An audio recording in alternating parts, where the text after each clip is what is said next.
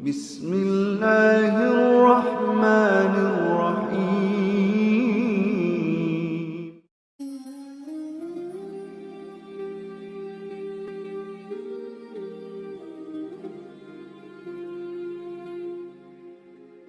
Assalamualaikum warahmatullahi wabarakatuh.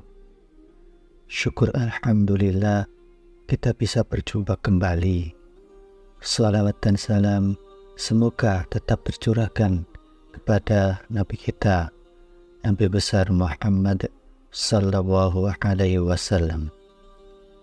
Harapan dan doa saya semoga saudaraku semuanya selalu diberi kesehatan, dilapangkan rezekinya, diampuni dosa-dosanya, dan dipanjangkan umurnya. Amin. Allahumma amin.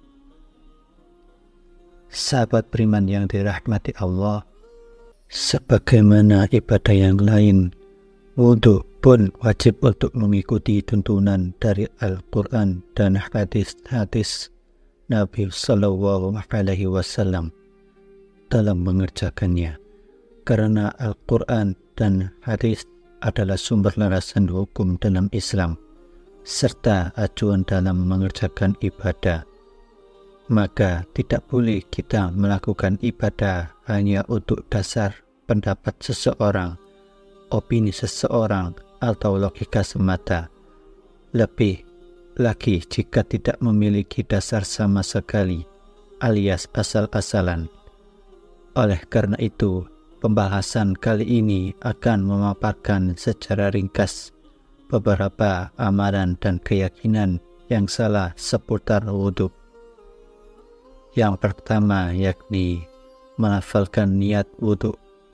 Sebagian orang melafalkan niat wudhu semisal dengan mengucapkan nawaitul wudhu'a luf'il hadasil asghari lillahi ta'ala atau semacamnya, padahal Nabi Sallallahu Alaihi Wasallam tidak pernah mencontohkan melafalkan niat sebelum wudhu, dan niat itu adalah amalan hati.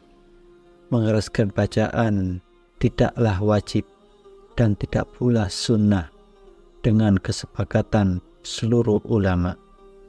Imam Ibnu Abil Is al-Hanafi mengatakan, tidak ada seorang imam pun, baik itu Asy-Syafi'i atau selain beliau, yang mensyaratkan pelafatan niat.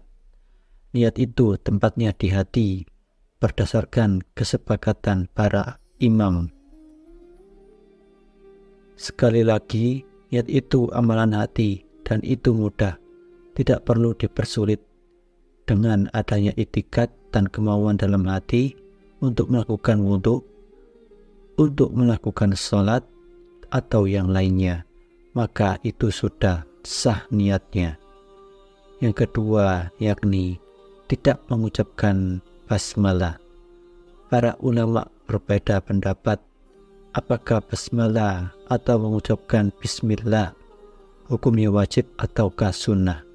Sebagian ulama mewajibkan dengan dalil hadis, tidak ada sholat bagi yang tidak berwudhu dan tidak ada wudhu bagi yang tidak menyebut nama Allah Ta'ala. Hadis riwayat Ahmad. Yang ketiga yakni melafalkan doa untuk setiap gerakan. Sebagian orang menganggap ada doa khusus yang dibaca pada setiap gerakan wudhu. Yang benar, doa-doa tersebut tidak pernah diajarkan oleh Nabi Sallallahu Alaihi Wasallam dan hanya berasal dari hadis-hadis palsu. Ibnul Qayyim dalam kitab Zadul Ma'ad mengatakan, semua hadis tentang zikir-zikir yang dibaca pada setiap gerakan wudhu adalah kedustaan dan dibuat-buat. Tidak pernah dikatakan oleh Nabi Sallallahu Alaihi Wasallam sedikit pun, dan tidak pernah beliau ajarkan kepada umatnya. Yang keempat yakni memisahkan cidukan air untuk berkumur dan istithar. Jika dalam berwudu Anda berkumur-kumur 3 kali, kemudian setelah itu baru berinstisyak, memasukkan air ke hidung, dan instinsyaq mengeluarkan air dari hidung dengan cidukan air yang berbeda, maka ini tidak sesuai dengan praktek Nabi Shallallahu Alaihi Wasallam. Yang beliau contohkan adalah berkumur-kumur instinsyaq dan instinsyaq itu dengan satu cidukan, kemudian beliau ulang sebanyak 3 kali, sehingga untuk berkumur-kumur instinsyaq dan instinsyaq hanya melakukan 3 cidukan. Dari Abdullah bin Zaid radhiyallahu anhu, beliau menceritakan cara wudhu Nabi. Rasulullah menciduk air dengan kedua telapak tangannya dari bejana, kemudian mencuci keduanya, kemudian mencuci yaitu berkumur-kumur dan berinstinsyaq dari satu cidukan telapak tangan. Beliau melakukan 3 kali. Hadis riwayat Bukhari. Yang kelima yakni tidak mencuci lengan hingga siku.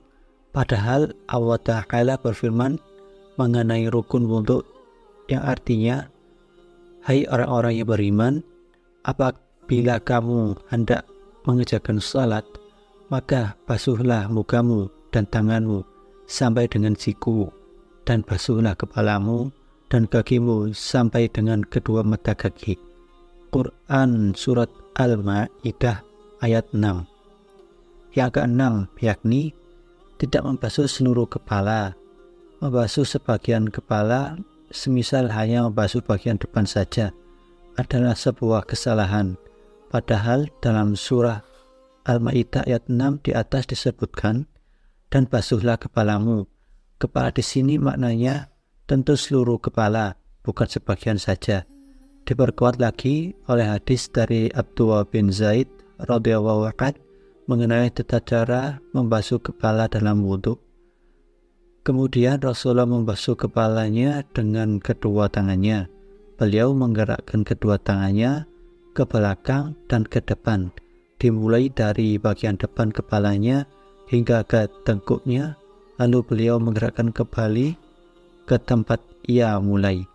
Hadis riwayat Bukhari.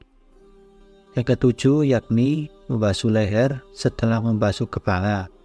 Syahil Ibnu Al-Taimiyah mengatakan, tidak sahih hadis yang mengatakan Nabi Shallallahu Alaihi Wasallam membasuh leher dalam wudhu.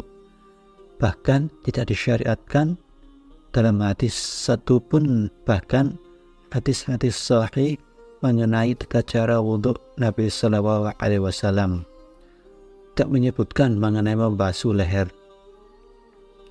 Yang ke-8 yakni mengulang mencuci kaki sehingga lebih dari sekali.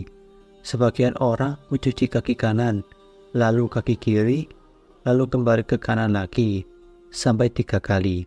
Hal ini tidak sesuai dengan tuntunan Nabi Shallallahu Alaihi Wasallam.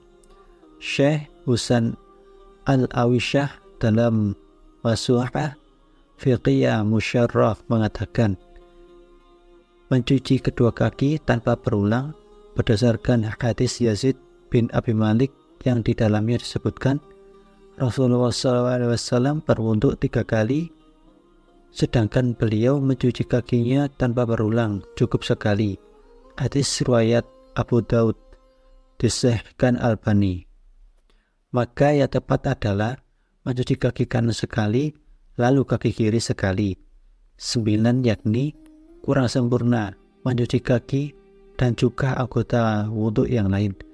Terkadang karena kurang serius dalam berwudhu atau karena terburu-buru, seseorang tidak sempurna dalam mencuci kedua kakinya.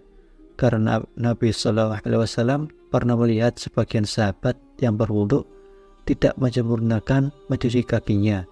Beliau memperingatkan mereka dengan keras, lalu bersabda, celaka tumit-tumit yang tidak tersentuh air wudhu di neraka. Hadis riwayat Bukhari. Tidak hanya kaki, pada anggota wudhu yang lain juga wajib serius dan sempurna dalam membasuh dan mencuci sehingga air mengenai anggota wudhu dengan sempurna.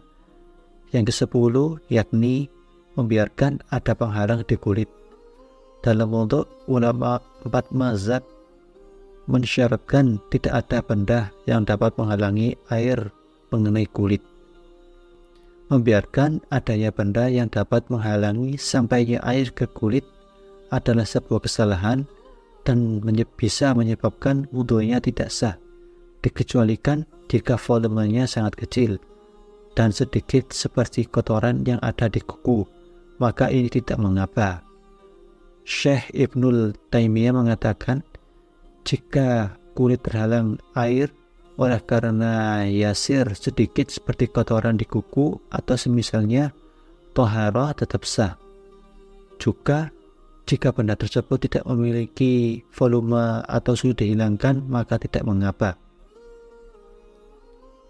Jika benda yang menghalangi tersebut tidak bervolume, maka tidak mengapa, seperti henna atau semacamnya, atau minyak yang dioleskan atau semacamnya.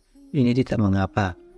Adapun jika ia memiliki volume dalam artian ia tebal dan bisa dihilangkan, maka wajib dihilangkan.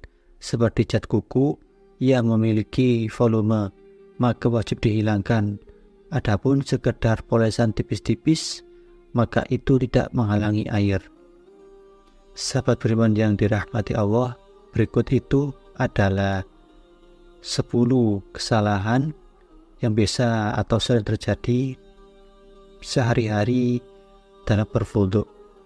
Demikian yang dapat kami sampaikan, kurang lebihnya mohon dimaafkan.